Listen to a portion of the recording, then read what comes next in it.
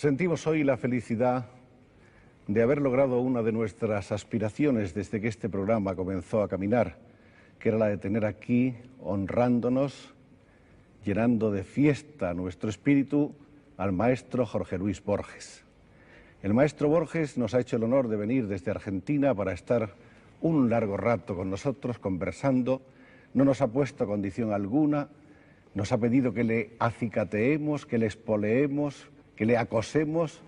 Maestro, estamos dispuestos a acosarle cariñosamente. Soy muy tímido, de modo que espero que abunden.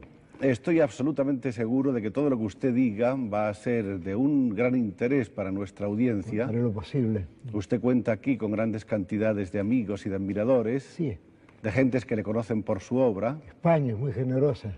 Pero que acaso no le habían visto a usted nunca en persona, ni habían tenido oportunidad de oír su voz, ni de saber de viva voz cuáles son sus ideas sobre tantas cosas. Usted es un monumento vivo de inteligencia, usted es un hombre del que se ha dicho que es todo mente, yo creo que es una exageración. Yo creo que sí, ¿eh? No porque su mente no sea una mente genial y cósmica, sino porque usted es también un cuerpo, y es un cuerpo sensible. A usted le han acusado de ser un hombre frío, maestro. No, eso es falso. Soy desagradablemente sentimental. Soy un hombre, estoy muy sensible. Ahora, cuando escribo, trato de tener cierto pudor, ¿no? Y como escribo por medio de símbolos, y nunca me confieso directamente, la gente supone que esa álgebra corresponde a una frialdad, pero no es así. Es lo contrario. Esa álgebra es una forma del pudor y de la emoción, desde luego.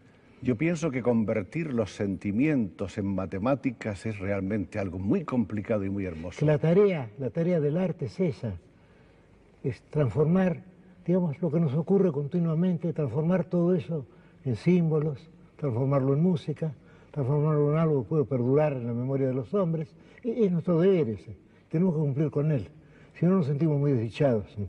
Porque diríamos entonces que los sentimientos o que la sensibilidad son cosas primarias, elementales, que vienen dadas al ser humano en el propio hecho de nacer, de existir. Sí, pero en el caso del escritor, o en el caso de todo artista, tiene el deber, el gozoso deber muchas veces, de transmutar todo eso en símbolos. Esos símbolos pueden ser, me imagino, pueden ser colores, pueden ser formas, pueden ser sonidos.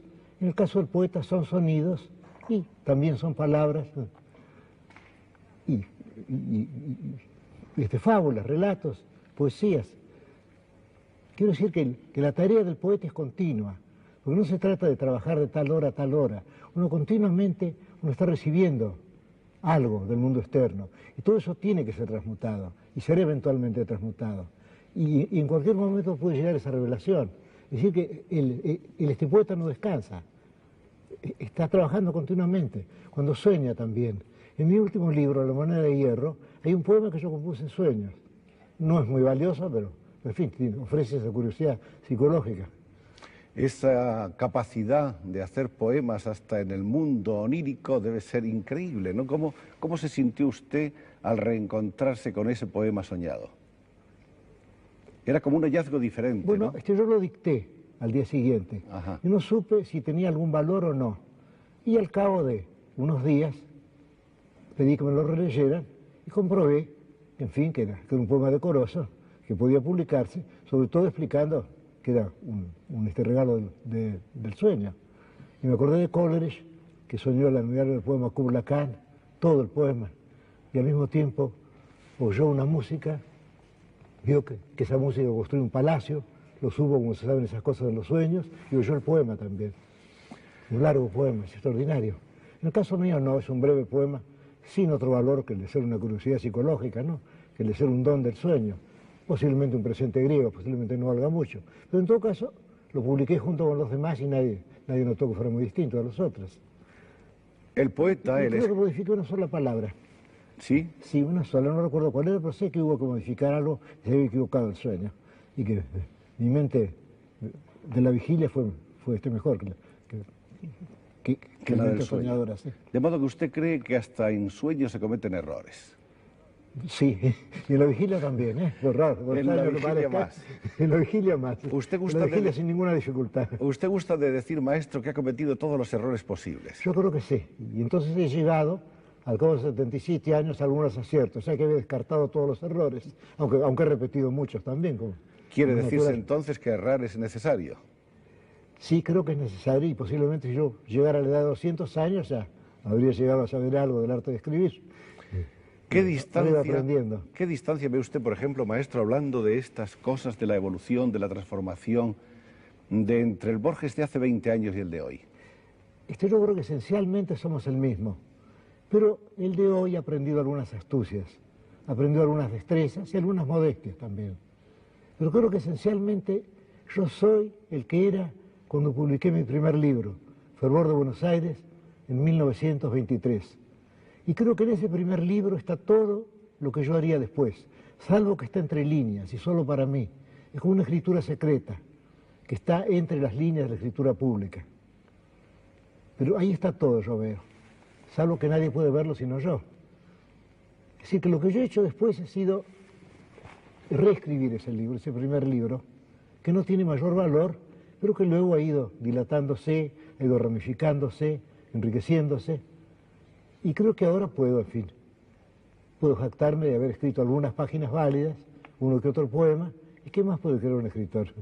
Porque aspirar a un libro ya es demasiado.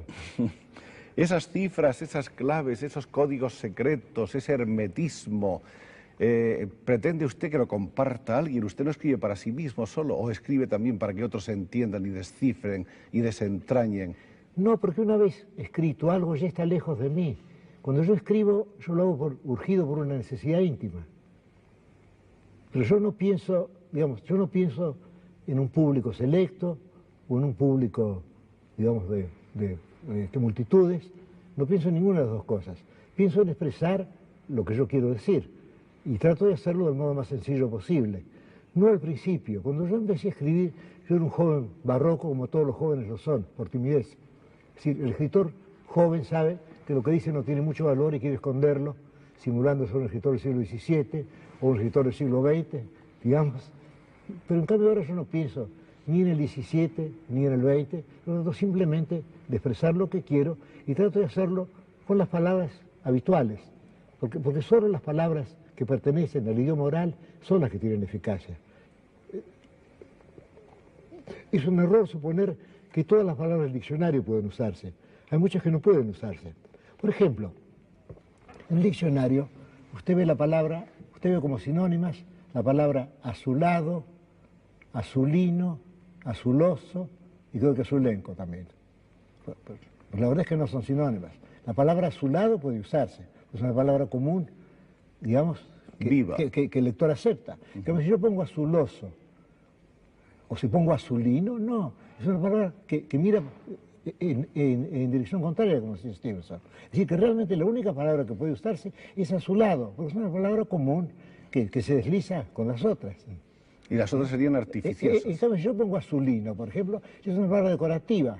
Es como si yo pusiera de pronto una mancha azul en la página. De modo que yo creo que esto no es una palabra lícita. Es un error escribir el diccionario. Uno debe escribir, yo creo, con el idioma de la conversación, con el idioma de la intimidad. Pero eso se llega con el tiempo, con la decantación. Sí, porque es muy difícil que un joven escritor se resigne a escribir con palabras comunes. De todas maneras, posiblemente maestro, hay palabras que son comunes para mí y no lo son para otras.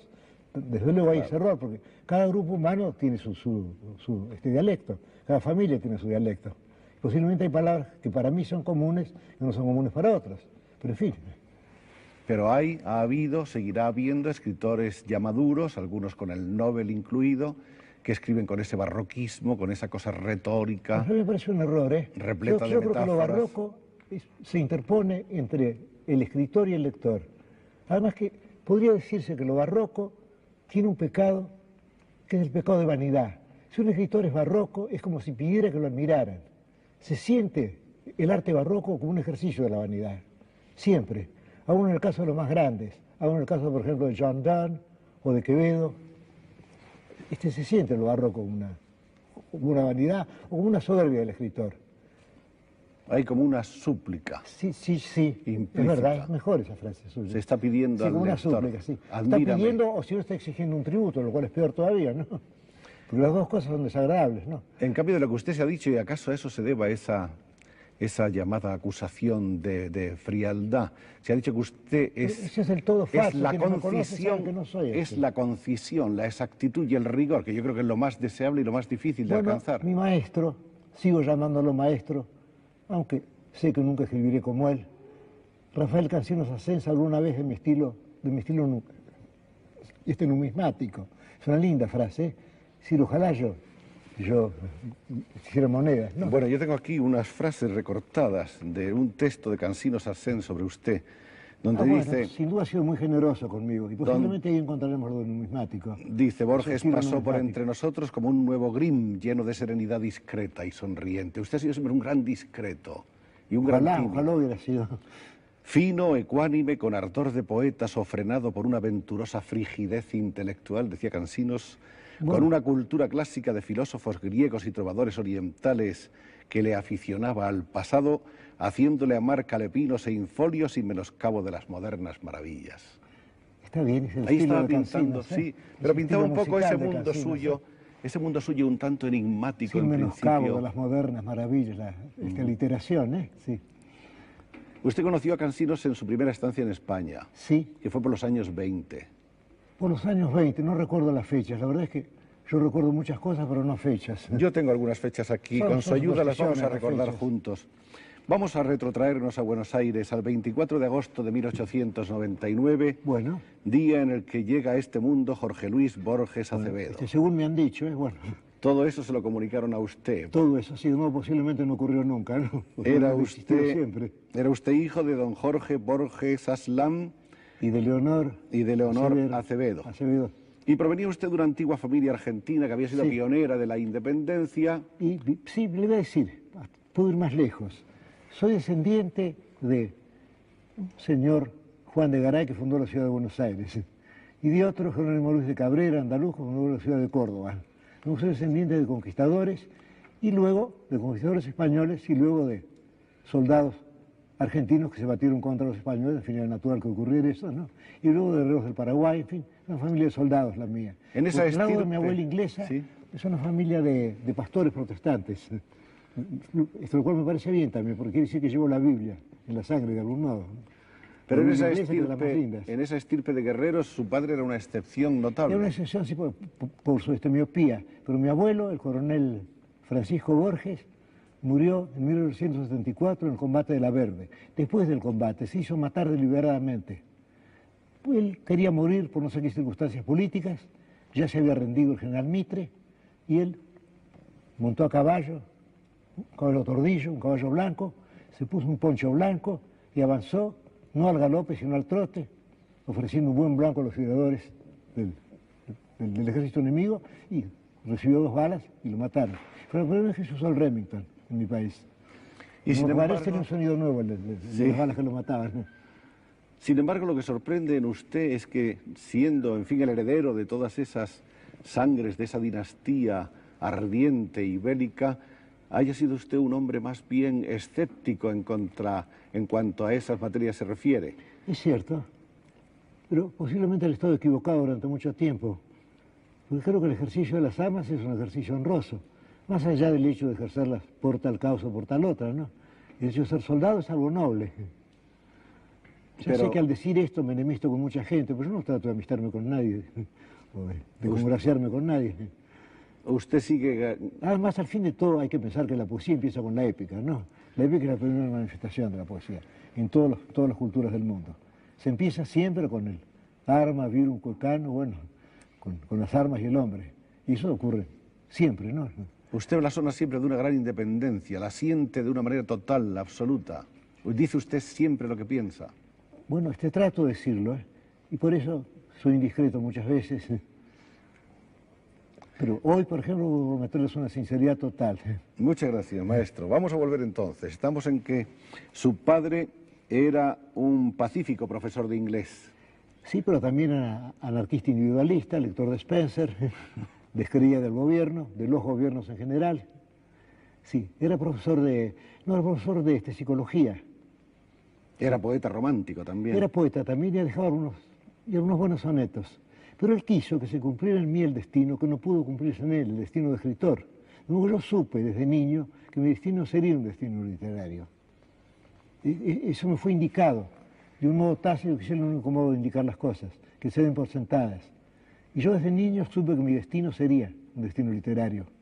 Y mi padre me franqueó su biblioteca, una biblioteca en su mayor parte de libros ingleses. Y yo me eduqué en esa biblioteca. Y recuerdo, entre los libros, recuerdo una edición de Garnier del Quijote. Esa edición yo la releí, y muchos años después, cuando volví a Buenos Aires, quise releer el Quijote en la misma edición. Me costó bastante trabajo conseguirla, con los mismos grabados en acero. Pues yo pensaba que esa era la edición del Quijote, siendo la primera que yo había leído. De modo que yo he pasado la vida leyendo. Y tengo buena memoria para versos, y hasta algún tiempo para páginas en prosa también. Su hermana Nora ha contado varias veces que le recuerda a usted de niño que estaba siempre tumbado en el suelo, boca abajo, leyendo sin cesar. Es cierto, es una memoria exacta. No sé si... ¿Y leía usted todo lo que caía en sus manos o tenía ya una capacidad selectiva para...? No, yo creo que yo era un lector, digamos, hedónico. Yo leía lo que me gustaba. Y como mi padre nunca me indicó ningún libro, no me dijo, por ejemplo, este es el Quijote, es una obra maestra. No, me dejó que yo abriera el Quijote y que lo leyera. Y no discutió literatura conmigo. ¿Usted recuerda qué impresión le causó el Quijote entonces? El hallazgo de esa obra. Bueno, al principio hubo algo paradójico, porque lo que yo admiraba en el Quijote era lo que Cervantes amaba y sin embargo atacaba, el mundo de la caballería andante. Es decir, para mí el Quijote fue una novela de caballería. Sí.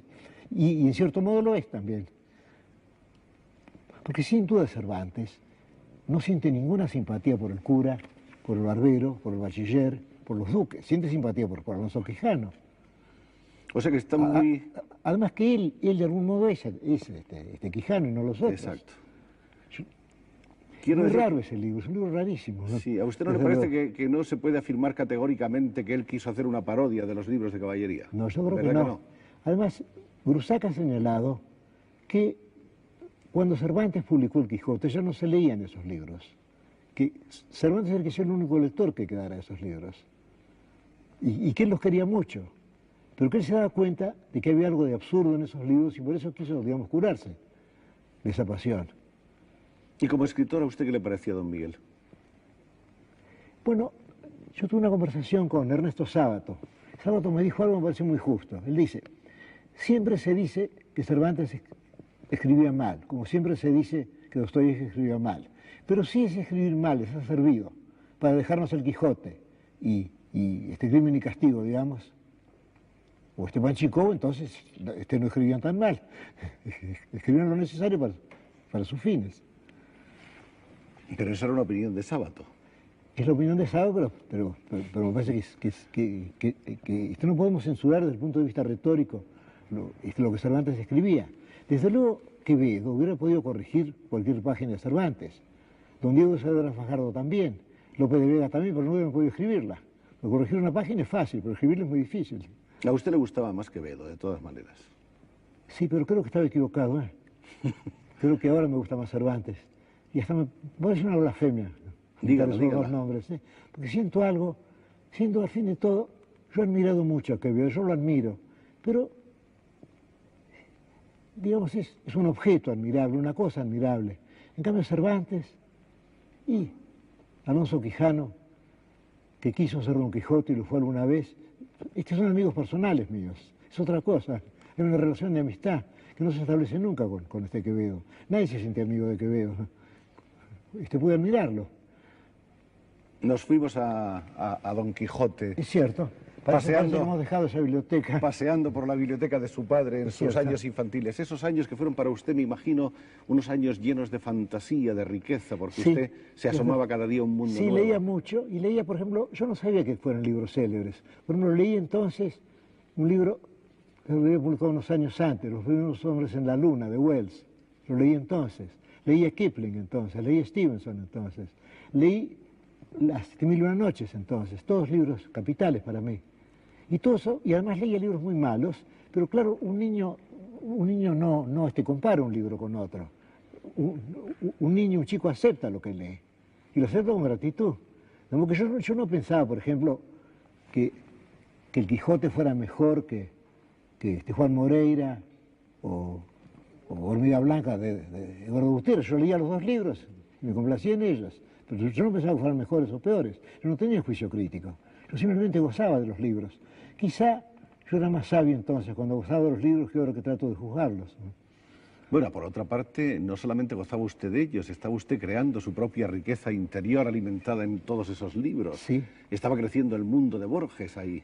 Sí, pero yo no podía saber eso. Usted antes de los 10 años ya había escrito y había hecho traducciones del inglés. Abominablemente. No creo. Y había escrito en español antiguo, con decirle eso está dicho todo. En el diario El País tenía usted 10 años. En el diario El País publicó una traducción de Oscar Wilde. The Happy Prince, de Oscar Wilde, sí. Que creo que está bastante bien, yo no he vuelto a mirar. Vea usted como no era tan abominable. No. Bueno, claro que Oscar Wilde es el autor más fácil. Las personas que estudian inglés empiezan con Oscar Wilde, luego quienes estudian alemán empiezan con Heine. Pero eso no quiere decir que no es un autor admirable. Pero por otra parte, aparte de que su padre sabía inglés, usted tenía una institutriz inglesa. Bueno, no, esa no era importante. Importante fue mi abuela inglesa. Ah, su abuela. Mi abuela inglesa, que sabía de memoria la Biblia. Usted citaba un pasaje cualquiera y él decía, sí, libro de Job, capítulo tal, versículo tal, y seguía adelante. De modo que una especie de Biblia viviente, y en el inglés de la Biblia de los obispos, ¿no? La Biblia del siglo XVII, sí. Una hermosa iglesia de la Biblia, sí. Parece que sus padres tenían un cierto temor a que hubiese contagios por las enfermedades de la época en la escuela y usted tardó mucho en salir de casa, por eso leyó tanto. Es cierto. Y por eso tuvo usted esa institutriz, Miss Tink, creo que se llamaba, Miss Tink, sí. Qué raro, y un primo de ella fue famoso como malevo, ¿eh? No me diga. Tink el inglés, sí. Como delincuente. Sí, como delincuente, no, como cuchillero sobre todo, como hombre de pelea. Sí, navajero dirían, bueno, cuchillero decimos allí, sí. Qué raro, ¿eh? Juan Tink el inglés. Y unos primeros bailarines de tango con corte, tango con corte y quebrada, sí. ¿Y ella cómo era, su institutriz? Yo no la recuerdo. No se acuerda. No, de mi abuela sí, la recuerdo mucho. Recuerdo que, no recuerdo la fecha en que murió, pero recuerdo que estaba muriéndose, estábamos todos muy apenados, y ella nos mandó a buscar a todos y nos dijo, era una mujer vieja ya, muy frágil pero muy fuerte, como mi madre, y nos dijo, esto que sucede no tiene nada de interesante. Soy una mujer muy vieja que está muriéndose muy despacio. Esto no puede interesar a nadie ni preocupar a nadie. Eso fue algunos años después y ocurrió en Ginebra, me parece, ¿no? No, esa fue mi otra abuela. Ah, esa fue la otra. Que murió en Ginebra. No, ella murió en Buenos Aires, sí. Pero qué bien que ella viera su propia muerte y que pudiera verla desde lejos, ¿no? Una mujer muy vieja que está muriéndose muy despacio. An old woman dying very, very slowly. That's all. Eso es todo. Ninguna razón para que toda la casa esté alborotada. Esas han sido algunas de las obsesiones de usted a lo largo de su obra y de su, su preocupación intelectual, la vida, la muerte, el infinito, ¿puedo la ser eternidad. Indiscreto? No, ¿Puedo ser indiscreto y puedo contar la muerte de mi otra abuela? Sí, señor. Bueno, estaba muriéndose en Ginebra. Yo no le había oído nunca una mala palabra. Tenía un hilo de voz. Era hija del coronel Suárez, que mandó la carga de Junín, en el Perú. Estaba muriéndose. Todos la rodeábamos también y dijo, déjenme morir tranquila. Y después la mala palabra, que yo nunca la había oído antes, con un hilo de voz. Entonces sentimos que era una mujer valiente. Mi padre dijo, bueno, la hija del coronel Suárez está bien. Lo dijo así, déjenme morir tranquila. Y después la palabra que no quiero mencionar aquí. La primera y última vez que le oí decir eso. Y esa anécdota, en cierto modo, ¿Qué puede clarificar de esa obsesión suya por la muerte y por la vida, por lo infinito, por lo eterno? Yo no sé, quizás he hecho mal en contarla, pero lo he contado con cariño y con respeto. Yo sé, maestro. Lo he contado con toda reverencia por ella. Yo sé, no, lo que yo pregunto es si influyó de alguna manera en esa Posiblemente el hecho de haber visto esas agonías, y la agonía de mi padre también, una larga agonía, como digo en un poema, murió sonriente y ciego, y la agonía de mi madre también muy larga. Todas esas cosas naturalmente me han marcado. Pero a todo el mundo lo marca la muerte, ¿no? La muerte es algo que tiene que marcar a todos los hombres. La idea de que podemos cesar en cualquier momento, de que somos fortuitos, de que somos casuales, tiene que emocionar a cualquiera que no sea del todo insensible. La ceguera de su padre también fue precoz. Sí. ¿A qué edad más o menos empezó él? A ver, habría que sacar una cuenta, yo soy muy débil en matemáticas. No, usted señor, puede hacerlo. Usted es el él matemático. Nació el 74 sí. Y murió el 38. ¿Puede calcularse así cuánto tiempo vivió? Si usted quiere lo hacemos en un momento. Bueno, yo necesitaría una computadora o algo así, no sé. 64. No, él nació el 74. Él nació el 74 y murió el 38. El año que el suicidio de Lugones. De 4 a 8 van 4 y de 7 a 13 van 6. 64 años, ¿no? 64 años, sí. Exacto. Es decir, es mucho menor que yo. Sin embargo, claro, yo lo veo siempre como mayor. Lógico, porque usted está viendo, lo está viendo como niño. Yo he cometido la indiscreción de seguir viviendo. No, usted ha hecho muy bien en seguir viviendo y espero que sea por mucho tiempo. Bueno, mucho tiempo, quién sabe, pero algunos años me gustaría concluir algunos trabajos que tengo. Hay 2 cuentos fantásticos, hay un libro sobre temas de literatura escandinava, hay algunos poemas que quiero escribir. Pero siempre estoy pidiendo unos meses de prórroga. Esperemos que van a ser muchos meses, maestro. Bueno, vamos a ver. Decíamos entonces que usted escribió un ensayo en inglés sobre la mitología griega antes de los 10 años. Es una serie de plagios del diccionario clásico, por fin yo lo llamaba ensayo, sí. Esa influencia que usted notó, ese impacto que le causó el Quijote, se desarrolló en una narración que usted escribió. Sí, se llamaba La visera fatal. Exacto. Qué vergüenza. ¿Qué vamos a hacer? Luego viene la traducción del Príncipe Feliz, 10 años, apareció en el 1909 en El País. Y en el año 1914 se produce uno de los primeros viajes que yo creo que habían de ser trascendentales en su vida, a Europa. Europa, sí, el descubrimiento de Europa, sí. Y luego el descubrimiento de Suiza, un país que yo quiero mucho y que todo el mundo aborrece, no sé por qué, países más civilizados de la Tierra. Era Suiza en ese momento una especie de gran refugio en pleno fragor de la guerra, de la Gran Guerra. Además, no sé, pero si Suiza es un país admirable. Imagínense, un país de alemanes, de franceses, de italianos, que han decidido olvidar sus diferencias, que han decidido ser suizos, ser otra cosa. Un país que nunca quiso ser un imperio, un país que no es nacionalista. Entonces ningún culto, por ejemplo, bueno, por una raza suiza no podía haber, puesto que son alemanes, franceses, italianos, y que se mantienen admirablemente. Ahí en Suiza se produce su encuentro con la lengua alemana. Sí, pero eso fue porque yo había leído mucho a Hume, y de Hume pasé a Schopenhauer, y lo leí en inglés y pensé que sería muy lindo leerlo en el texto original. Entonces me enseñé alemán, para los fines que yo buscaba. Y eso lo hice. Recordé que Spencer había dicho que la enseñanza de la gramática es un error, que la gramática es la filosofía del lenguaje, que no es necesario estudiarla.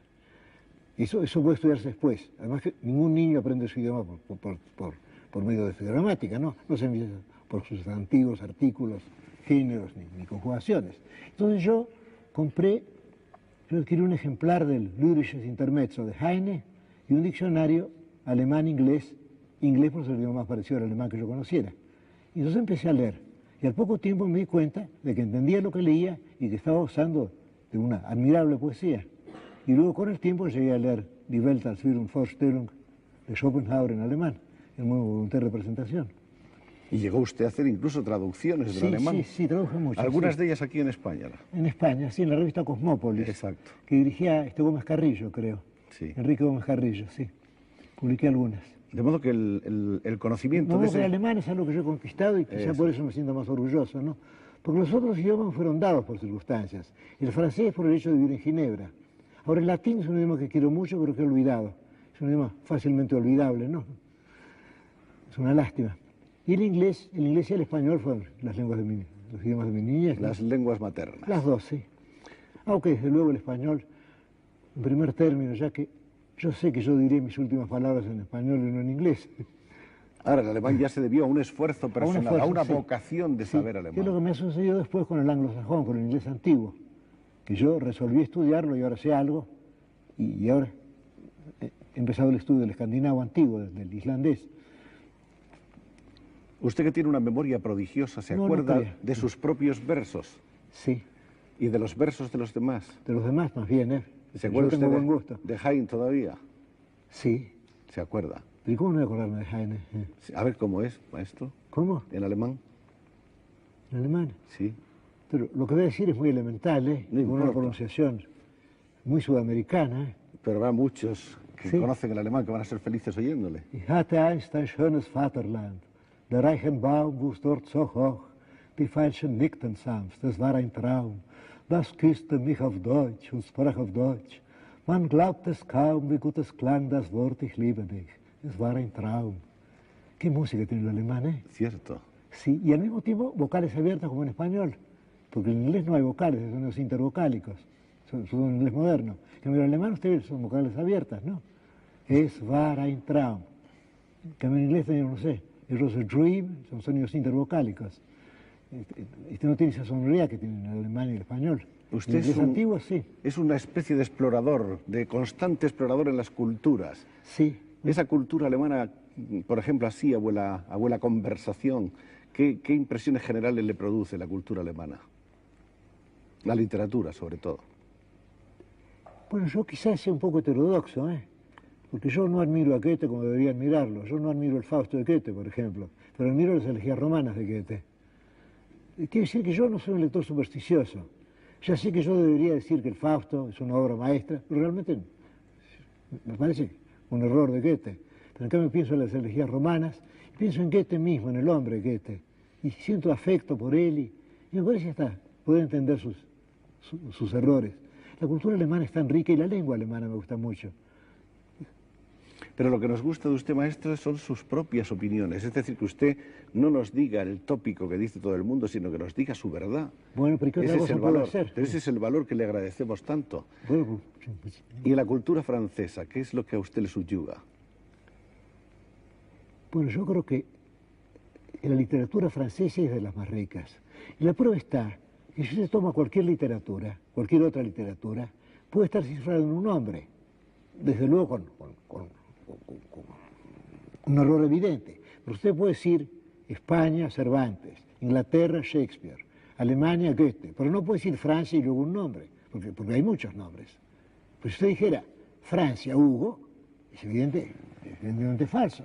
Si usted dijera Francia, Voltaire, también falta mucho. O Francia, la chanson de Roland también falta. O un Francia Verlaine, por ejemplo. O Francia Flaubert. Es extraordinario. A mí el idioma francés no me gusta, pero me doy cuenta de que debe gustarme, ya que ese idioma ha sido el instrumento para esa espléndida literatura. ¿Por qué no le gusta a usted el francés? Los sonidos del francés no me gustan.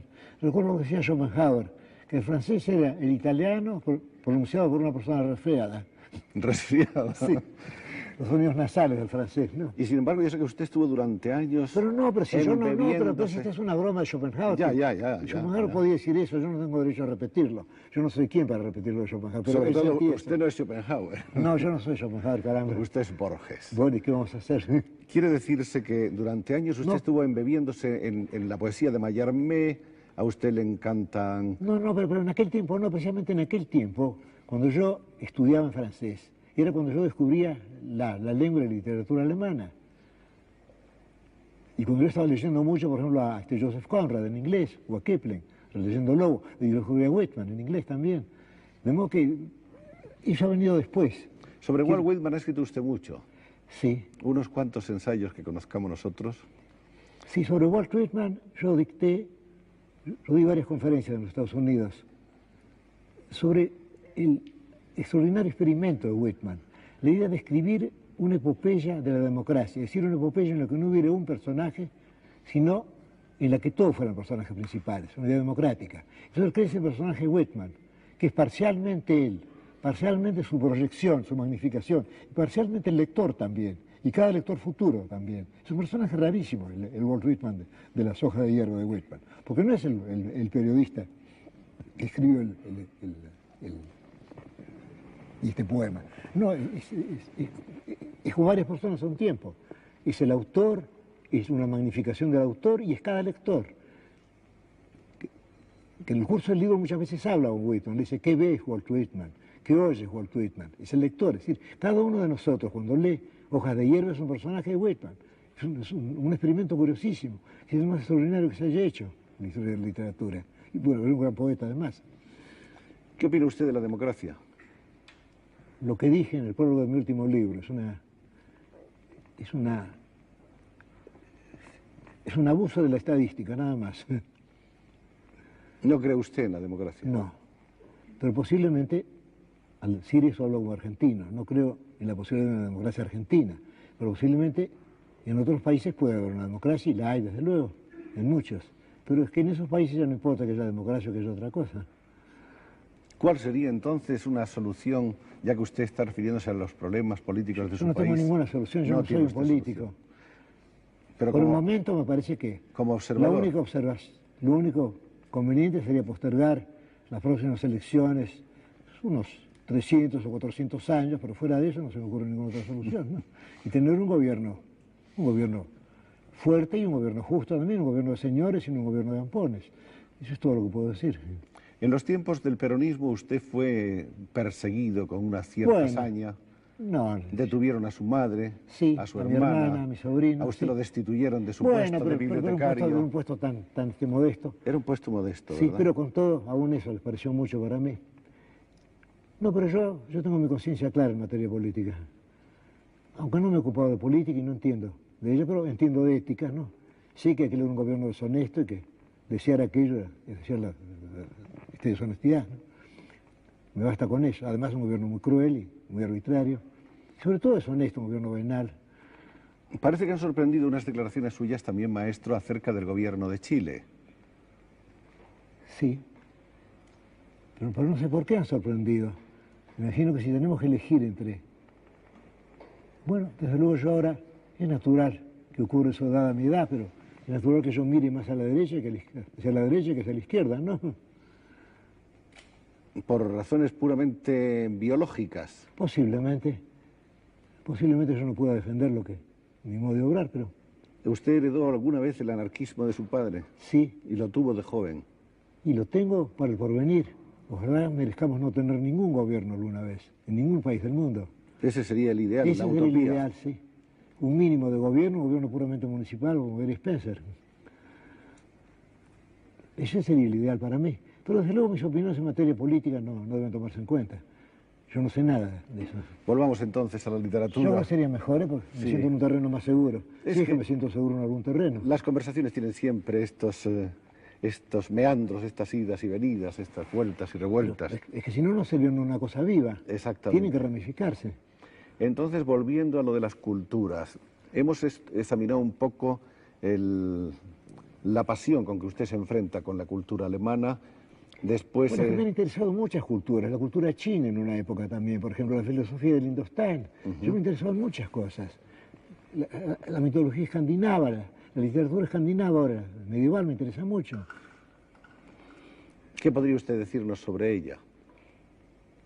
Bueno, podría decirles que en Islandia, según he dicho en un poema que no se ha publicado aún, en Islandia se salva la memoria de toda Germania, la memoria, digamos, de Alemania, de Inglaterra, los Países Bajos, los países escandinavos, de Holanda. Todo eso se salva allí. Es decir, lo que llamamos mitología germánica es mitología escandinava realmente. Todos esos mitos, el crepúsculo de los dioses, todo eso se salva en Islandia. Y se salva por obra de gente islandesa. Es decir, que Wagner no ha podido ejecutar su obra, William Morris tampoco ha podido ejecutar la suya, sin hombres como Snorri Sturlason y otros escandinavos, que salvaron toda esa memoria de la mitología germánica. Si yo la he perdido, si no. ¿Qué tendríamos si no lo hacíamos por los escandinavos? Tenemos el hecho de que el jueves se llama Thursday, día de Thor, de que el martes se llama Wednesday, día de Woden, de Odín, y nada más. Pero todos los mitos toda la historia de Balder, la historia del crepúsculo de los dioses, la historia del barco que se hace con las uñas de los muertos, todo eso se sabe en Islandia, en esa isla perdida allí. ¿Es usted wagneriano? No, no me gusta Wagner. No me gusta Wagner porque me parece que no entendió mucho todo eso, que lo hizo de un modo muy romántico y muy enfático. Yo diría que Wagner no entendió a los escandinavos. O será que yo no entiendo a Wagner, o ambas cosas.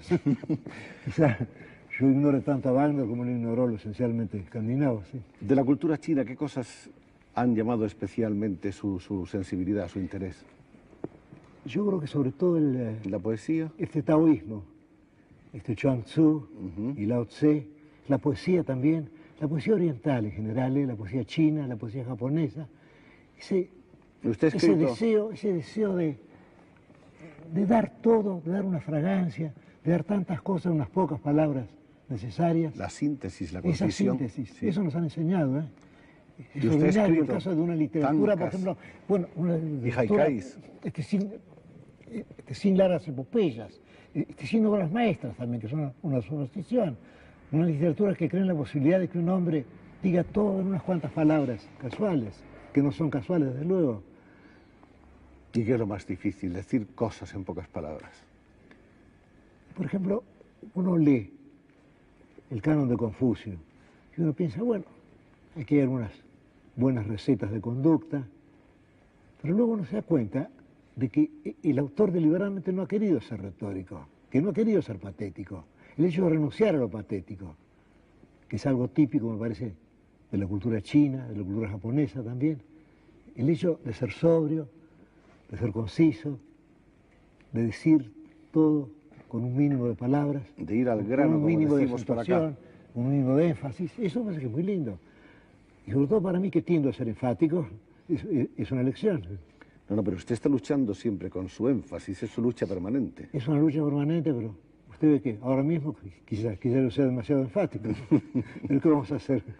Hablemos un poco de la cultura española, que a nosotros naturalmente nos afecta tanto y nos gusta saber cómo la ve usted y cómo la entiende. Bueno, es que habría que hablar de tantas culturas españolas en distintas épocas, pero con todo, yo diría, y aquí voy a ser heterodoxo, pero estoy entre amigos y puedo hacerlo, que hay una soltura en los principios de la literatura española que se pierde después. Por ejemplo, vamos a buscar algo que no es tan primitivo. Vamos a tomar el caso de Cervantes.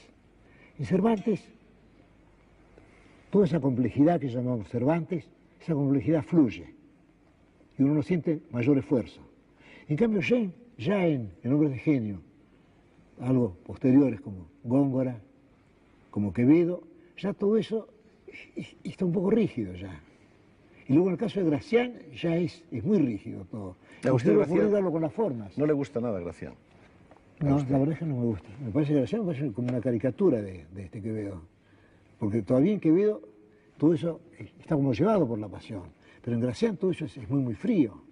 Eso sí que es glacial. Además, llamar a las estrellas gallinas de los campos celestiales, por ejemplo, es imperdonable, ¿no? Yo creo que Gracián es una superstición alemana, en cierto modo, que Schopenhauer lo admiraba mucho porque lo entendía poco. Pero nos irá más lejos. Y yo diría que Gracián pensaba bien, que Gracián era un hombre muy, muy agudo, quizá un hombre de genio, pero que luego al escribir se creía obligado a decirlo todo de un modo ingenioso, con juegos de palabras. Y yo creo que entonces, por ejemplo, cuando él dice, la vida es milicia contra la malicia. Bueno, eso puede ser cierto. Uno puede pasarse la vida militando contra la malicia. Pero al mismo tiempo, cuando uno lo lee en español, no cuando lo lee traducido al alemán por Schopenhauer, en Handorak, en el Locoro Manual, uno lo que nota es el juego de palabras, milicia y malicia. Y entonces ya el pensamiento está perdido, está traicionado por el retruécano. Exacto. El retruécano ahí milita contra el autor, porque nos impide ver que la idea de que la vida es milicia contra la malicia puede ser una idea justa. Porque estamos como entorpecidos por el retruécano, de milicia contra la malicia. Bueno, y en general ocurre eso con Gracián, que él pensaba admirablemente, pero luego al escribirse que era obligado a esos dibujos, esas simetrías, que son desde luego la marca del estilo barroco, en la cual fue un maestro, pero un maestro en un género desdichado. Usted siente un rechazo instintivo por el retruécano, desde luego. Sí. Me imagino que la greguería de Ramón Gómez de la Serna a usted no le gusta nada. Bueno, pero la greguería me parece superior al retruécano. Ahora, el retruécano me parece que es una forma de descortesía. Pues yo estoy conversando con alguien, espero que el otro esté oyendo mis ideas o escuchando mis ideas. Como si él se detiene en mis palabras, es como si oyera el sonido nada más. Cuando Gracián dice que las comedias son comedias, porque se pierde tiempo con ellas. Bueno, entonces parece que no está pensando en la comedia, sino en la palabra comedia. Y en la conversación es muy incómodo que lo interrumpan a uno con retruécanos. Sí, porque es absolutamente salirse. Pero claro, porque salirse, porque todo Sí. es Son es fugas, impertinente. son fugas absolutamente frívolas, O por ejemplo superficiales. aquellos versos que admiraba Gracián, dirigidos a una dama llamada Ana, y que le dice, Diana, ¿eres Diana? Bueno, es imposible ser más glacial, ¿no? Fray Luis parece que es otro de sus Desde luego. autores favoritos. Fray Luis, sí. Me acuerdo aquellos versos que todos están recordando en este momento. Vivir quiero conmigo, gozar quiero del bien que debo al cielo, a solas sin testigo, libre de amor, de celo, de odio, de esperanza, de recelo. Qué terrible querer vivir sin amor y querer vivir sin esperanza también, para vivir sin temor. Bueno, es una ambición estoica, ¿no? Y él lo dice así, dice esa cosa terrible, la dice sencillamente, ¿no? Sin embargo, es una idea muy rara y tiene la forma, no es rara, pero el concepto es raro, ¿no? Libre de amor, de celo, de odio, de esperanza. Sí, porque la esperanza también es una incertidumbre. El que espera desespera, etc.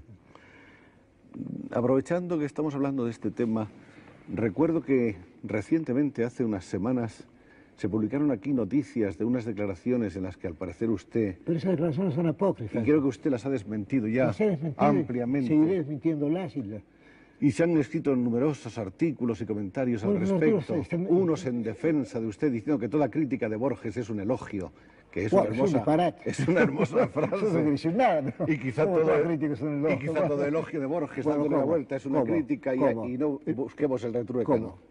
Todo veneno servido por Borges es un alimento, ¿no? ¿Quién sabe, no? Todo golpe de Borges es una caricia. Bueno, no, tampoco. Entonces Eso es absurdo. quedamos, maestro, en que lo que le atribuyeron a usted como una, Es falso. como una acusación en general contra el gran número de No, lo escritores que yo españoles, dije, no lo que era yo cierto. sí admito haber dicho es que García Lorca es un poeta menor. Eso no tengo por qué negarlo. Pero creo que uno puede decir que García Lorca es un poeta menor y que eso no signifique necesariamente un ataque a San Juan de la Cruz, por ejemplo. No, además esa es la opinión personal. Es una de opinión usted, mía, ¿no? no es otra cosa. Yo tampoco soy un Pero ya que usted- misionero de su opinión. Te la digo nomás, pero no quiero convertir el mundo entero en su opinión. Y ya que usted la dice, ¿por qué no aprovecha para explicarnos por qué piensa usted que García Lorca era un poeta menor, que será mucho más bonito y más interesante para todos? ¿Por qué le parece a usted que es un poeta menor? Bueno, porque lo veo... Por el tema... No, por una deficiencia mía. Porque yo no entiendo muy bien la poesía visual, ni la poesía así, meramente auditiva. Y me parece que, digamos que García Lorca era un andaluz, viste, profesional, ¿no? Que era demasiado consciente de ser andaluz. Me parece que en ese sentido lo hizo mejor Manuel Machado. Para usted la poesía de Lorca era demasiado musical. Sí, demasiado, pero... No, yo no diría eso. Yo diría que yo no encuentro en la poesía de Lorca lo que yo espero encontrar en toda poesía. Ahora, eso que espero encontrar sería muy difícil definirlo, pero lo que sé es que Lorca no me da ese Machado sí alimento se o lo ese da. estímulo que yo busco, nada más. Y Machado sí se lo da. Los dos Machado me lo da, Manuel Los dos. también. Manuel Machado, tan despreciado me lo da también. Pero yo creo que han sido despreciados por razones políticas, nada más, ¿eh? Y Antonio Machado, desde luego, uno de los grandes poetas de la lengua castellana. Digo, no siempre, pero a veces lo era, y con serlo a veces basta, ya que nadie es gran poeta todo el tiempo. Tenemos aquí un libro de obra poética de Jorge Luis Borges. Caramba, podían buscar otro autor y otro texto. No, pero ya que le tenemos aquí al autor, si a usted le parece, vamos a tratar... Por ejemplo, hay un poema dedicado al idioma alemán, que coincide con algo de lo que hablábamos hace poco, que empieza usted diciendo, mi destino es la lengua castellana. Sí, desde luego. El bronce de Francisco de Quevedo. Sí, estoy de acuerdo con ese poema que yo lo he escrito. Pero en la lenta noche caminada me exaltan otras músicas más íntimas. Es cierto. Alguna me fue dada por la sangre, o voz de Shakespeare y de la escritura. Sí, la Biblia, que yo veo como un libro inglés. Otras por el azar que es dadivoso. Sí, el francés. Pero a ti, dulce lengua de Alemania, te he elegido y buscado solitario. Es verdad, yo me enseñé alemán yo solo, el año 1917 y 1918. A través de vigilias y gramáticas de la jungla de las declinaciones del diccionario que no acierta nunca. Es cierto. Lo que hablábamos de la gramática, con el matiz Bueno, preciso. está mal ese poema, ¿eh? ¿Está mal? No, este no está mal, No aunque está yo lo mal, haya escrito. no está mal. Lo apruebo, generosamente. Dice usted, mis noches están llenas de Virgilio, dije una vez.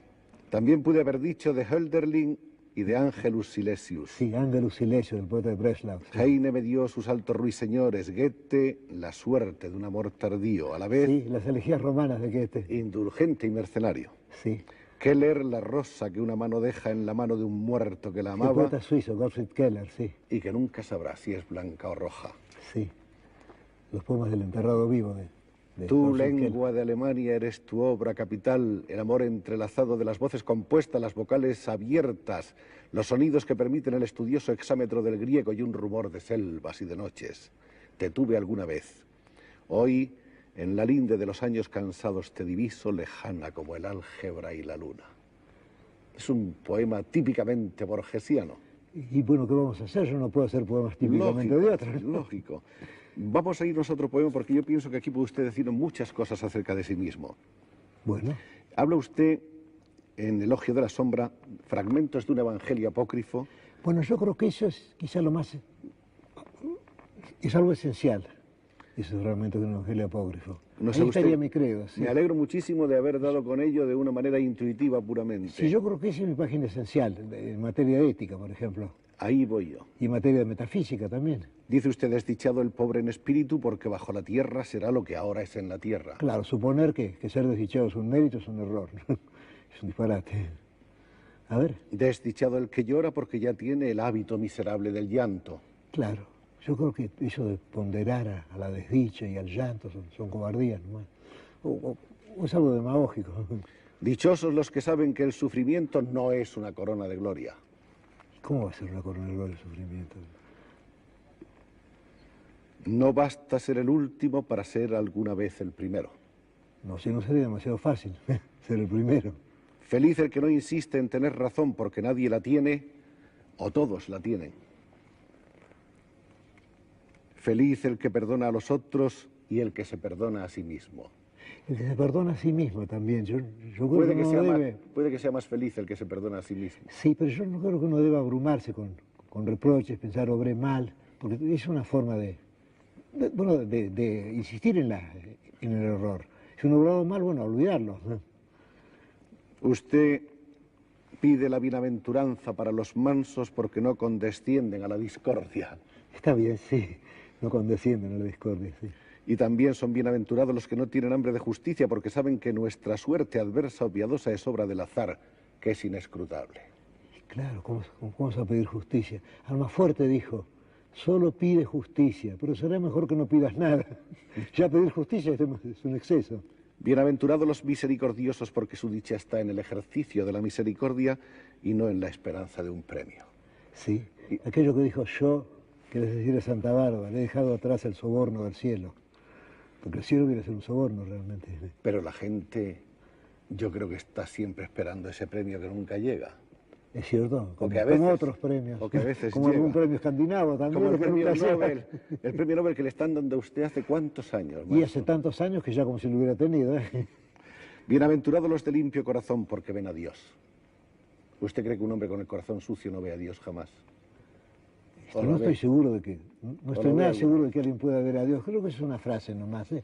Vamos a olvidarla. ¿Por qué no la tacha? La tacho. Sí, táchela. Es una frase literaria en el sentido más triste de la palabra. Bienaventurados los que padecen persecución por causa de la justicia porque les importa más la justicia que su destino humano. Eso está bien. Estoy de acuerdo. Y lo Sí, importante es el destino del hombre, por encima de todo. Para el hombre, claro. Para el hombre, pero ¿y qué otro criterio podemos tener? Nadie es la sal de la tierra, nadie en algún momento de su vida no lo es. Sí, yo creo que en todas las vidas hay un momento así que la justifica, que la salva, en todas las vidas. Aún en las vidas más. El que matare, miserable. dice usted, y aquí entra en cosas más profundas y graves, maestro Borges. A ver, El tengo que una gran matare- curiosidad por saber lo que he dicho. El que matare por la causa de la justicia o por la causa que él cree justa, no tiene culpa. ¿Está usted convencido todavía de eso? Sí. Por la causa de la justicia Creo se que un puede soldado matar. no tiene culpa, por ejemplo.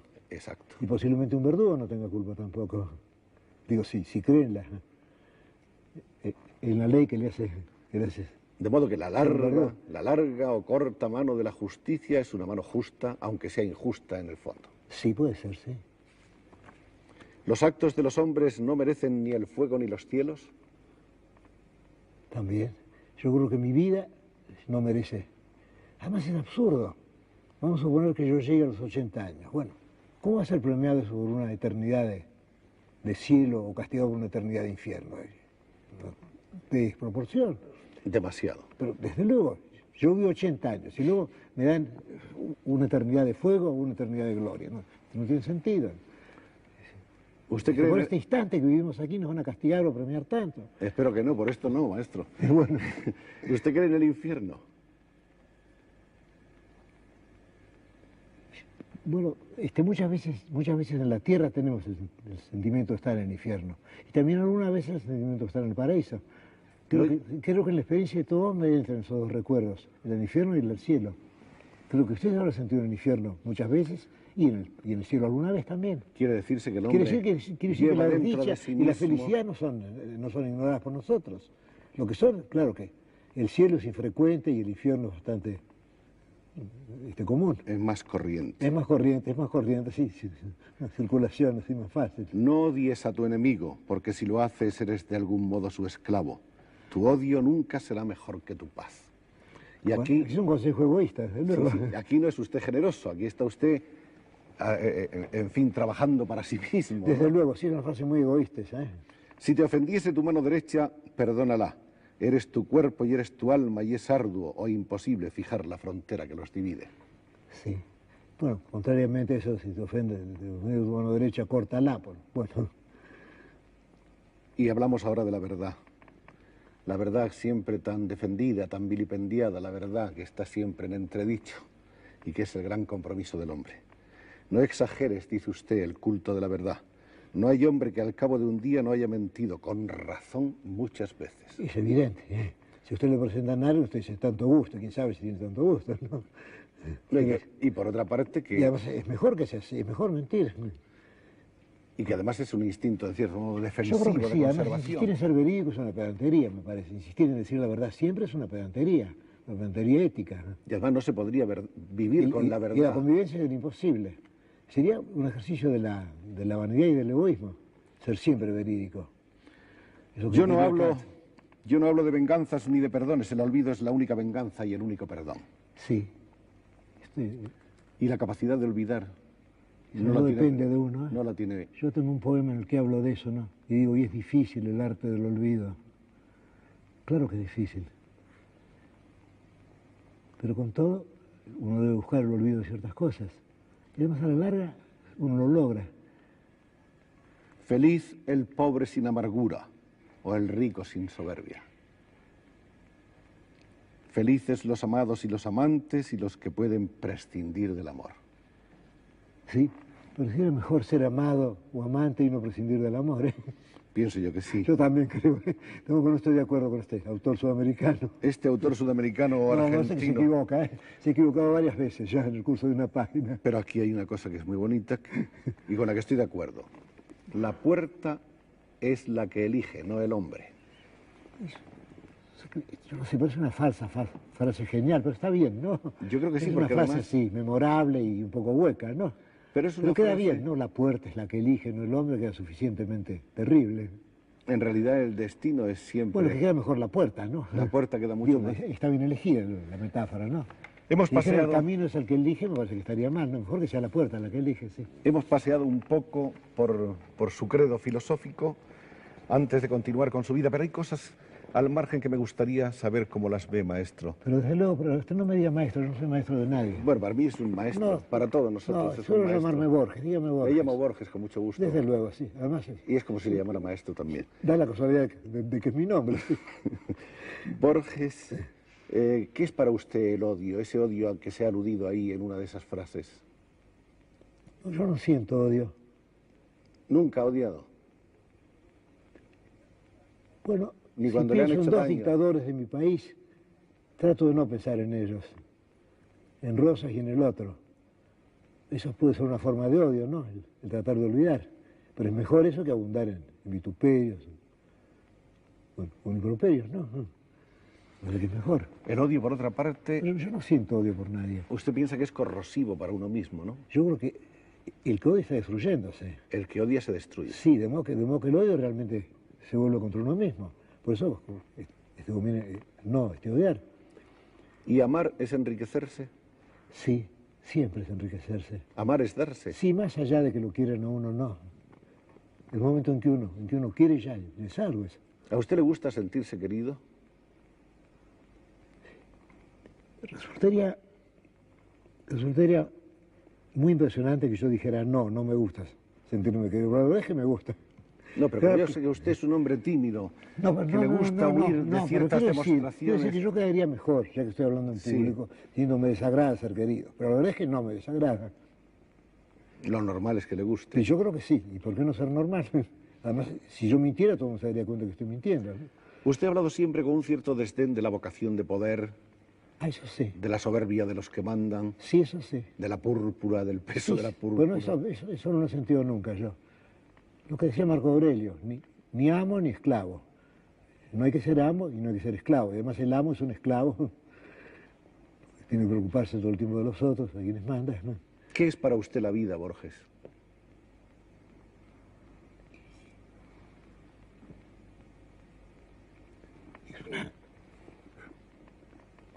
Diría que es una interesante aventura, que estamos comprometidos a esa aventura. Y por contraste,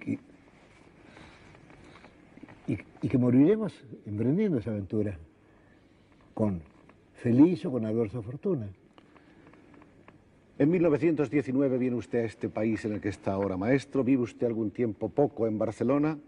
Sí, pero yo recuerdo más bien las veladas del Café Colonial de Cancinos Asens. Luego estuvo usted en Palma de Mallorca. En Palma de Mallorca estuve un año, sí. Vivió en Valldemosa, en las cercanías de las celdas de Chopin. Exactamente, y Jorge Sanz. Sí, la Cartuja, sí. En una época en la que el turismo todavía No había turistas. no se había despertado. Yo fui el precursor del turismo. Usted era el primer turista. El primer turista, sí, un triste honor, pero sí es. Escribió El pioneer del turismo. Sí. El pioneer. Escribió usted 2 libros en España que nunca se publicaron. Y quisiera preguntarle por qué. Uno se llamaba Ritmos Rojos o Salmos Rojos, no sé muy bien. Esperemos que fuera Salmos Y Rojos. creo que Ritmos Rojos es demasiado bobo, Salmos. ¿no? Se refería usted a la Revolución de Octubre, me parece. Exactamente, sí. Pero en aquel tiempo ser comunista significaba otra cosa, significaba un anhelo de fraternidad universal, significaba un poco Walt Whitman o el pacifismo. En cambio ahora tiene otro sentido. Ahora es una forma del imperialismo ruso o del rencor de ciertas personas. Tiene otro sentido, sí. Sí, yo fui comunista entonces. Sí. Hubo otro libro que se llamó Los naipes del Taur, donde se evidenciaba su influencia barogiana. Era usted un gran desde lector luego, de Don Pío. pero yo no recuerdo absolutamente nada de ese libro. He conseguido purificarme de esa memoria. Desapareció todo Desapareció. rastro de Lo esos único que libros. quedó es el título, que no es malo, ¿no? Los naipes del Taur. Nada malo. No está mal. Creo que las 2 palabras son árabes, además, no estoy seguro. Tuvo usted una primera contrariedad que no sé si se habrá repetido muchas veces, y es que le rechazaron a usted un cuento en el diario La Esfera. No, creo que se repitió, pero no en la revista La Esfera, sino en otras. En otras. Sigue repitiéndose, pero no tiene nada de particular. En Madrid va usted a la famosa tertulia de Rafael Cancinos Ansés, de la que hablábamos. El Café Colonial. El Café Se llama Colonial. el Café de los divanes, ¿no? De los divanes rojos, de los grandes espejos. Era una época extraordinaria, ¿eh? Llegábamos a medianoche, un poco antes, a las 12 menos cuarto, digamos. Nos quedábamos hasta el alba. Entonces Cancinos Asens proponía un tema. Por ejemplo, la metáfora. Por ejemplo, la rima. Por ejemplo, el argumento. Entonces se hablaba de eso durante toda la noche. Y Cancinos había prohibido, de algún modo, que se hablara de otros escritores. Es decir, él no quería que se atacara a nadie. Quería que la tertulia fuera así algo platónico, que se discutiera un tema. Y seguimos hasta el alba y lo acompañamos a Cancinos a su casa, en la calle Morería, cerca del viaducto, y toda la noche hablando de literatura. Y yo no he visto después una pasión igual. Salvo en Buenos Aires, en las tertulias de Macedonio Fernández, por ahí se habla de metafísica. Pero también era eso, también nos reunimos mucho para discutir un tema. Ahora, Cancinos era un hombre de una cortesía excepcional. A veces había hasta 20 con tertulios. Y luego si él veía alguna cara nueva, él le preguntaba de dónde era, al visitante, y entonces conversaba con él sobre de qué región era, de dónde venía. Y luego ya después ya venía esa conversación general. Y Cancinos, bueno, yo estaba por despedirme de Europa. Y al despedirme de Cancinos tuve la impresión de que me despedía de todas las bibliotecas de Europa, porque él parecía haber leído todos los libros. Creo que sabía 17 idiomas. Me daba la impresión de ser todas las bibliotecas, de ser todos los idiomas. Y todo eso, una vida dedicada a la literatura. Yo recuerdo que él había publicado un poema dedicado al mar. Yo le dije, qué hermoso poema, suyo, Rafael, insistí en que lo llamaba Rafael, suyo, Rafael al mar. Y él me dice, sí, le gustaba conservar su dejo andaluz. Sí, me dice, espero verlo alguna vez. Nunca había visto el mar. Pero bastaba el mar de su imaginación, como a Coleridge con Nation Mariner, ¿no? Y fue un espléndido poema, el mar que nunca había visto. ¿Vienen entonces sus viajes a Sevilla, Andalucía? ¿Se relaciona Sí. usted con la generación del ultraísmo? Exactamente, Adriano del Valle, Isabel Bando Villar, Luis Mosquera, y luego en Madrid conocí a Gerardo Diego, ¿A Pedro Garfias? a Pedro García, sí, pero Pedro García era andaluz, era de Osuna, sí. ¿Conoció usted a Juan Ramón también?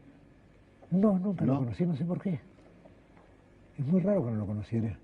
Lo conocí después en Buenos Aires, uno fue a dar conferencias.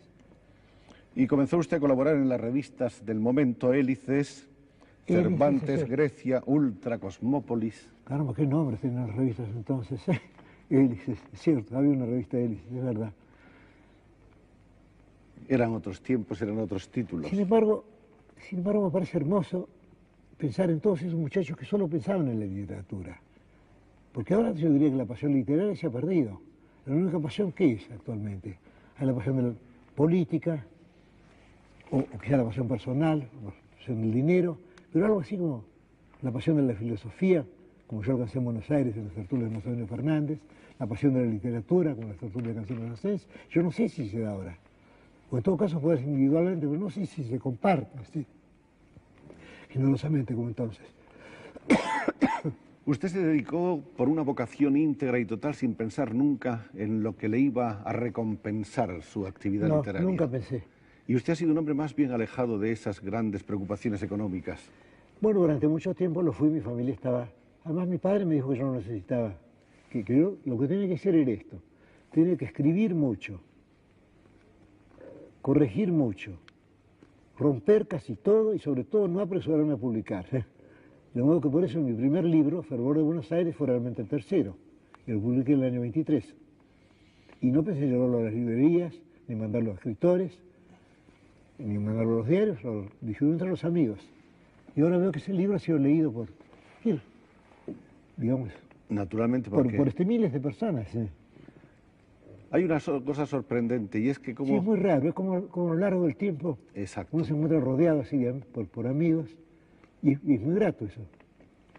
Hay un fervor que nace por ese primer Borges, por el Borges de ese libro, que es el tercero, pero que para muchos es el primero. Bueno, felizmente es el primero, porque el anterior era realmente bochornoso, ¿no? Una vergüenza. Usted regresa después de tantos años en Europa a Buenos Aires y regresa con un entusiasmo por su tierra y por su ciudad increíble, Sí, desde luego, sí. de tal manera que llega usted a decir que su ausencia y su estancia en Europa han sido ilusorios. Que sus Bueno, años eso fue una europeos exageración, ¿eh? han sido ilusorios, que No, usted pero no ha se sido. había ido nunca de Buenos No, Aires. pero es absurdo eso. Yo Bueno, no sé cómo dije eso, sí. Puede ser una frase cordial simplemente, o acaso Los usted... años que he pasado en Europa son ilusorios. Sí, yo estuve siempre y estaré en Buenos Aires. Yo creo que eso corresponde a un... Es simplemente patético, ¿no? No creo que tenga otro valor, no creo que sea psicológicamente cierto. Es una- ¿Cómo estar en Buenos Aires y estar leyendo Las Mil y una Noches, por ejemplo? Que suceden en Bagdad, digamos. Ese primer libro Las suyo Islas Negras. lo recibió muy bien la gente, lo recibió muy bien sobre todo la generación joven, los vanguardistas. El primer libro sí. Pero yo publiqué ese libro y vine a España. Luego pasé un año en España y cuando volví vi que ese libro había encontrado muchos lectores, cosa que yo no esperaba. Y los jóvenes escritores argentinos habían visto en usted la manera de incorporarse a los nuevos movimientos. Sí, desde luego, sí. Actualmente los movimientos no me interesan. Digo, las escuelas literarias me parecen meras comodidades de la crítica. ¿Volvió usted a París, a Madrid, a Mallorca, a Sevilla, a Granada? Bueno, a tantos lugares no. Sí, pero ¿No? sí, algunos sí, de vuelta, sí. Publica luego en Buenos Aires Ahora, en el París realmente 24. conozco muy poco, ¿eh? ¿Sí? Sí, no tengo ese culto ese culto argentino de París, no lo he tenido. En cambio, si pienso, por ejemplo, en el sur de Francia, sí siento mucho afecto. Pero por París no tanto, claro que es una deficiencia mía, nada más. Debería sentir a París de otro modo, pero la verdad es que no la siento. Pues quizá porque usted ha encontrado cosas que le eran más próximas en el Midi que en París, ¿no? Posiblemente. Por ejemplo, bueno, yo pienso en Ginebra con mucho afecto, no pienso en París con mucho afecto. Pienso en Edimburgo con mucho afecto, bueno. Después viene Luna de Enfrente. Bueno, eso podemos olvidarlo, ese sería mejor. Olvidado. Cuaderno de San Martín. Ese también podemos olvidarlo. Trilogía poética de la que nos olvidamos. Yo creo que sí, es lo más prudente. Inquisiciones. Eso también puede ser olvidado, son ejercicios a la manera de Saavedra Fajardo, de Quevedo, así. En esas Inquisiciones había artículos sobre Quevedo, Unamuno, sobre cierto, sí. Cansino, sobre González Lanuza. Sí. Otro libro de ensayos, El tamaño de mis esperanzas, editado en 1926. Un libro pésimo, realmente. Bueno. También lo ha borrado usted. Sí, lo he borrado, sí, con toda justicia. Y no ha aceptado que se reedite. No, el brazo seglar del ama puede encargarse de ese libro, ¿no? Historia universal de la infamia que tenemos Historia aquí. universal de la infamia fue mi primera tentativa de escribir cuentos. Pero yo lo hacía con cierta timidez. Es decir, yo presentaba esos cuentos como si fueran verdaderos. Realmente eran historias apócrifas presentadas. Era como un juego, ¿no? Pero realmente fueron los primeros cuentos que escribí. Como que eso sirvió para permitirme escribir cuentos de veras después. Era un ensayo, un experimento. El jardín de los senderos que se bifurcan. Ese libro me parece bastante lindo, sí, El jardín de senderos que se bifurca, sí, la historia de un laberinto. En 1938 pierde usted a su padre y en la Navidad sufre usted un accidente que le tiene a las puertas de la muerte durante largo tiempo. Sí, si usted me toca la cabeza, aquí está documentado mi accidente. ¿Cómo fue? Subiendo una escalera, habían dejado una persiana abierta, pero me dio un golpe contra la persiana que acababa de ser pintada y luego tuve septicemia, estuve muy cerca de la muerte sin pensar nunca en ella. Y eso lo he reflejado en un cuento que se titula El Sur, que el principio del cuento es la historia de mi accidente y luego ya después hay un desenlace fantástico. ¿Hubo en esa época fiebres, delirios? Sí. ¿Que usted trató luego, sí, que recordó? Sí, noches enteras de insomnio, de pesadilla, de sentirme muy, muy desdichado. Bueno, una fiebre alta. Más tarde fue operado y en la convalecencia escribe ese primer relato propiamente fantástico. Sí. Empieza usted, según parece, a partir de ese momento a saber quién es. Empieza Borges a encontrar a Borges. Bueno, es que me di cuenta de que podía escribir cuentos fantásticos. Comprobé eso. Comprobé que tenía esa módica posibilidad. Y desde entonces la he aprovechado, he usado de ella. Y ahora tengo en mente un cuento fantástico que puede ser el mejor de todos, ¿eh? Pero no voy a revelar nada, no voy a ser tan indiscreto. No debe revelarse hasta que está escrito. No, yo creo que no, porque si uno cuenta demasiado las cosas, no las escribe.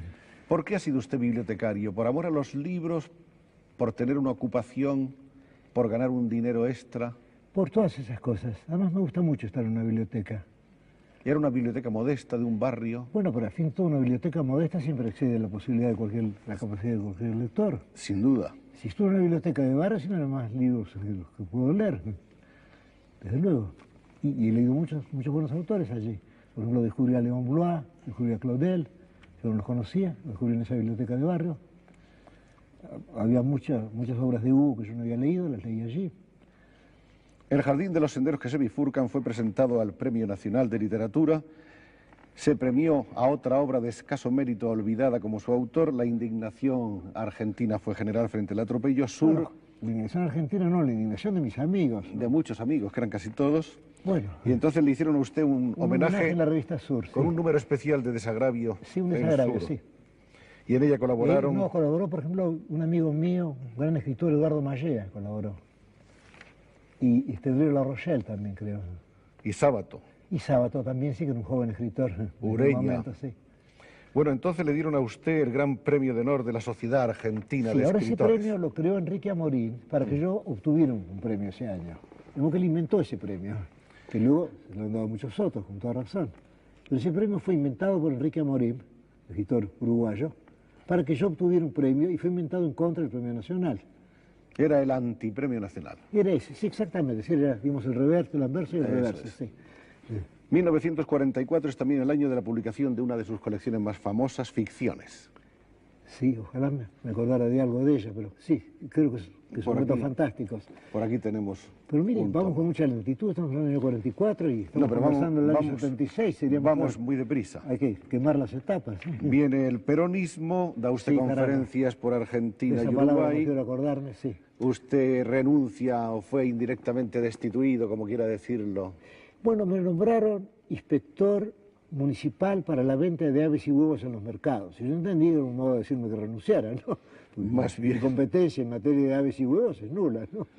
De manera que usted se declaró incompetente para el nuevo Y yo cargo. dije que sí, que a mí me pareció muy raro que honraran a un escritor con ese cargo tan extraordinario, ¿no? Fue una de las bromas de aquella época, sí. Fundó usted la revista Anales de Buenos Aires, donde se publicaría un cuento del desconocido Julio Cortázar. Sí, exactamente, el primer texto de Cortázar que se publicó. Y publicamos un número dedicado a Juan Ramón Jiménez, el que colaboré yo. Juan Ramón Jiménez fue a Buenos Aires, precisamente para dar conferencias en Buenos Aires por encargo de la señora Ortiz Basualdo, que dirigía la revista Los Anales. Hizo usted una antología de los mejores cuentos policiales. Sí, ese libro ejerció mucha influencia y también una antología de los mejores cuentos fantásticos. ¿Qué Ejerció piensa una influencia usted de los benéfica. cuentos policíacos? De la novela Ahora policíaca. estoy un poco cansado de ella. Se ¿eh? cansó. Sí, tiene algo de maquinita, digamos, ¿no?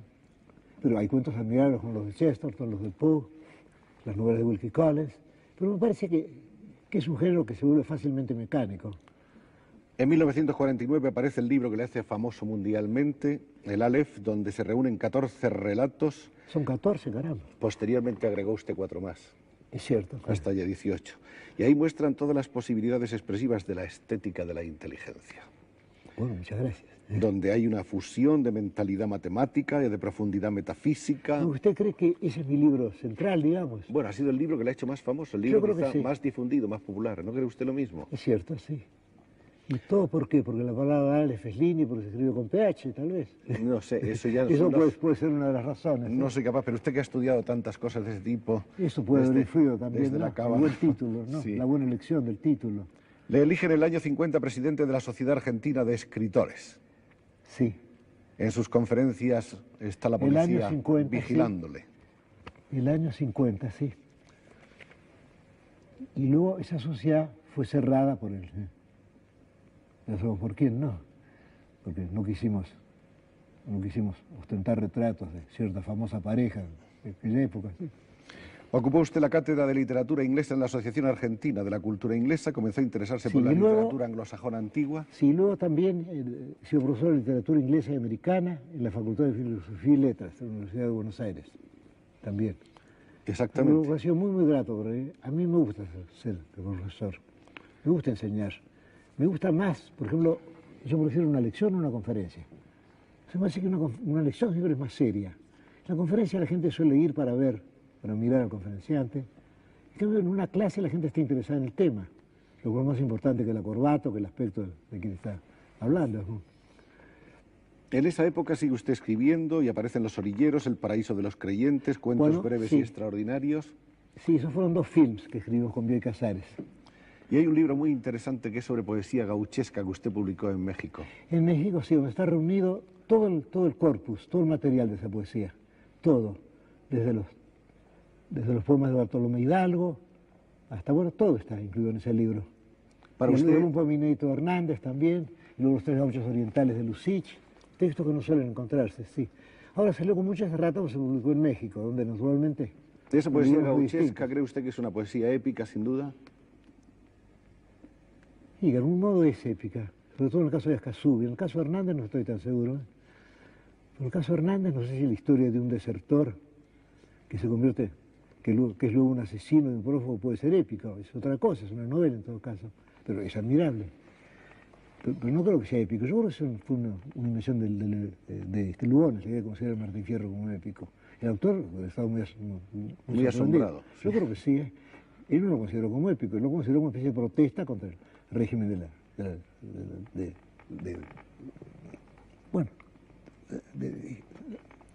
y la leva, ¿no? Y desde el punto de vista literario, ¿a usted le gusta Martín Fierro, por supuesto? Sí. ¿Y qué le gusta? Hay una sobriedad, hay sobriedad. una nobleza en Martín Fierro. Por ejemplo, parece imposible escribir un libro sobre el gaucho en el que no haya una sola descripción de la pampa, de la llanura. Y sin embargo, en Martín Fierro no hay ninguna. Y sin embargo, sentimos la llanura. Y eso me parece que es extraordinario. Como si Fierro de una estancia, una torpilla se arriaron. A ver, por delante se desearon como crueles entendidos, y pronto por la frontera cruzaron.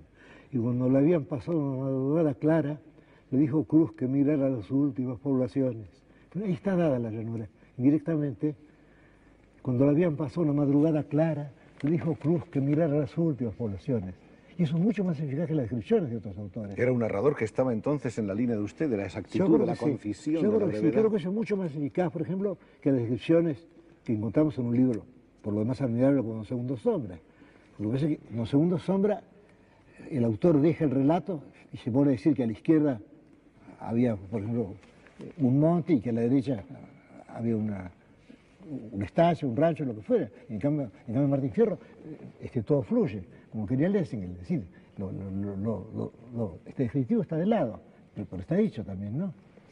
Y además, está dicho indicándolo, sugiriéndolo, ¿no? Y además contrasta con todos los demás libros de poesía gauchesca donde sí se describe todo. Pero se escribe, es absurdo. Sí, sí, se describe incluso excesivamente, ¿no? Pues sí, y además hay otra cosa, que como el campesino no ve el paisaje, el paisaje es un día de hombre culto. El Martín Fierro no ha descripción del paisaje, porque se niega que el que narra es un gaucho, entonces no puede ver el paisaje. No puede verlo porque, digamos, si un campesino mira el cielo es para saber si va a llover o no, pero no por este gozo estético, eso no, es totalmente falso. Y en Martín Fierro está todo muy bien así también, y en Escazú también. En 1956 le dan el Premio Nacional de Literatura, que todo llega. Es cierto. Y le dan a usted la Cátedra de Literatura Inglesa de la Facultad de Filosofía y Letras de Buenos Aires. Y se habían presentado dos amigos míos para esa cátedra. Y cuando supieron que yo me presentaba, pidieron ser nombrados, digamos, jueces para elegir el candidato y me eligieron a mí. Y se habían presentado los dos ellos. Ellos renunciaron a su candidatura y me votaron a mí. Y lo hacen a usted doctor honoris causa de la Universidad de Cuyo, pero por esta época su ceguera ha ido aumentando, sí. Cada vez mayor. Fue el primer doctorado honoris causa que obtuve en la Universidad de Cuyo, en Mendoza. Luego tuve otros, el de Oxford, por ejemplo, y ahora voy a obtener el Santiago de Chile. Y en Colombia he obtenido también títulos. Maestro, yo quisiera hablar un poco de una persona que siempre ha sido importante para usted, pero que a partir de esos momentos en que por su ceguera los médicos le prohíben leer y escribir para evitar que vaya acelerándose, de mi madre. Es su compañera siempre, su madre. Sí. Su madre ha sido quizá el ser que ha estado más cerca de usted. Sí, fue una mujer admirable y estuvo honrosamente presa durante la dictadura. Y conmigo ha sido de una indulgencia, de una bondad. Y ejemplares, más que ejemplares. Y yo escribí un poema después de la muerte de ella titulado Remordimiento. Y es lo que yo hubiera debido ser más feliz para complacerla, para hacerla más feliz a ella. Que yo, una vez muerta ella, tengo el remordimiento de no haber sido feliz. Yo hubiera debido ser feliz, no por mí, sino para ella, por ella. Fue mucho más que una madre para usted, fue una compañera, fue una amiga, una consejera. Murió el año pasado, a los 99 años, una larga vida. Yo durante un tiempo, mi padre murió ciego y ella me decía a mí, bueno, yo he sido los ojos de tu padre, ahora seré tus ojos, y efectivamente. Y todo eso con una generosidad, con una indulgencia. Sí, vivía así, en ese sacrificio, que no era para ellos. Sí, vivía en ese sacrificio y me daba todo y esto no pedía nada, porque los hijos son fácilmente ingratos, desagradecidos. ¿Opinaba ella sobre su obra? ¿Le daba sus puntos de vista? Sí, yo estaba escribiendo un cuento que les agradaba mucho a ella, que se titula La intrusa. Y ahí se trata de un hombre, se trata de dos hermanos, hay una mujer a quien quieren los dos. Uno de los hermanos mata a la mujer para que la mujer no se interponga entre ellos. Entonces llegué al momento en el cual el mayor tiene que decir al menor que le ha matado a la mujer. Entonces yo no sabía cómo podía él decir eso, y toda la suerte del cuento dependía, el cuento se llama La intrusa, dependía de las palabras. Entonces mi madre me dijo, déjame pensar, hablaba así en criollo, déjame pensar. Y luego me dijo, con la voz distinta, ya sé lo que le dijo, como si hubiera ocurrido eso, como si todo aquello no fuera un sueño mío, esa historia. Ya sé lo que le dijo. Bueno, escribílo, le dije yo. Sí, yo lo escribí y lo leyó. Entonces la frase era, a trabajar, hermano, esta mañana la maté. Si le empieza recordándole al otro que son hermanos, le ordena que trabaje con él para enterrar el cadáver, y luego después viene la declaración. Todo eso yo no sé cómo lo intuyó mi madre, yo no hubiera dado con esa frase tan feliz. Es portentoso. Sí, pero además eso, ya sé lo que le dijo. Así que en ese momento ella creía en mis dos orilleros imaginarios. Y ella se había identificado conmigo, y de tal modo mejor todavía, puesto que yo no hubiera encontrado la frase. Y ella los conocía mejor que yo, que los había imaginado. Es extraordinario ese momento. Y la veo ella así con la pluma, deteniéndose. Veo exactamente la mañana esa, o el escritorio, la ventana, y sí, ya sé lo que le dijo. Y luego me dictó la frase perfecta que el cuento requería para existir. Y después me dijo que esperaba que ya no escribiera cuentos así sobre cuchilleros ni sobre vulgaridades. Después se le quitó toda importancia al cuento y me dijo que esperaba que yo escribiera sobre otros temas. Sí, es muy lindo ese recuerdo. ¿Usted se enamoró una, varias veces? Varias veces, sí. Eso le sucede a todo hombre, yo creo. ¿Se casó cuántas? Una. No una. Una sola. Once too many, sí. Bueno.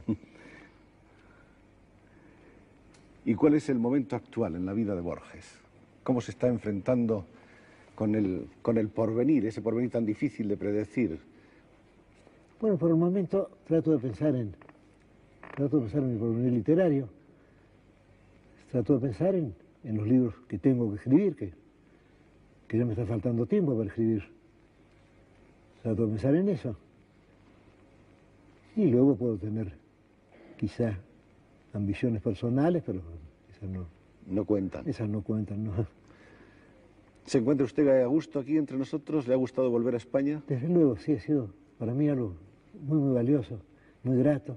Sentir esa generosidad española, como digo en un poema, la caudalosa amistad, que es algo típicamente español, ese gran río así de amistad, de buena voluntad de la gente. ¿Cómo ve usted al país ahora, desde lejos y desde cerca, desde dentro ya? Yo no se lo veo con tanto afecto, no puedo. Un juicio político no tendría ningún sentido. Dado por mí, yo no.